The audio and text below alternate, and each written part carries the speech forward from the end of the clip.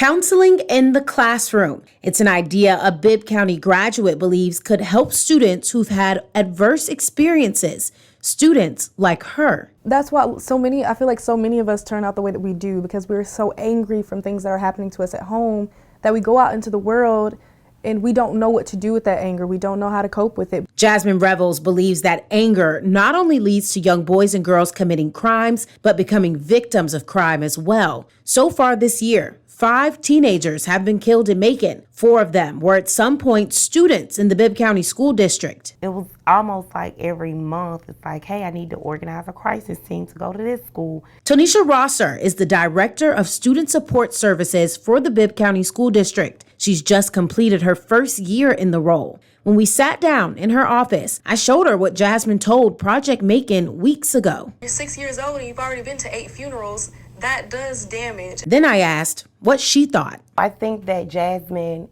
speaks for the masses of our students, unfortunately. What Jasmine proposed, counseling made accessible in the classroom, is what a local therapist says Macon absolutely needs. And it's what Tonisha Rosser says is already happening. Project Aware is a grant that we have in our district, and they are mental health clinicians, and they are assigned to the different zones within our school. So, for instance, if a kid is having some significant problems and our school counselor feels that it's something like beyond their scope of work, then they will refer the students to Project Aware. Because there are zones, there isn't a Project Aware clinician at every school every day.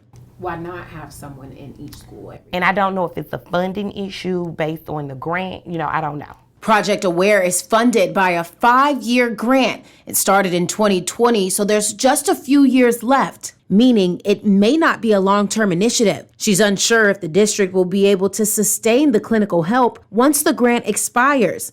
But there is another effort for counseling happening in Bibb schools. It's almost exactly what the teen says she would like to see. Starting as early as elementary school, letting students know that they have an outlet, letting them talk about the things that they feel. And so that happens. It just depends on the school.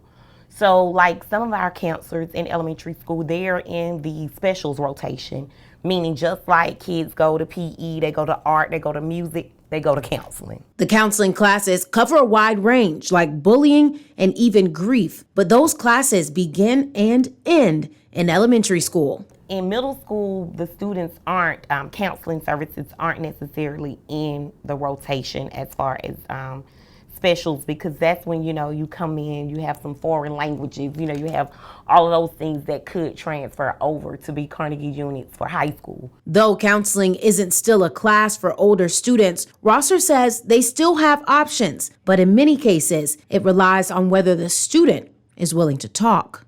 There's always more that could be done, but I think we are doing our due diligence, but I do see room for growth.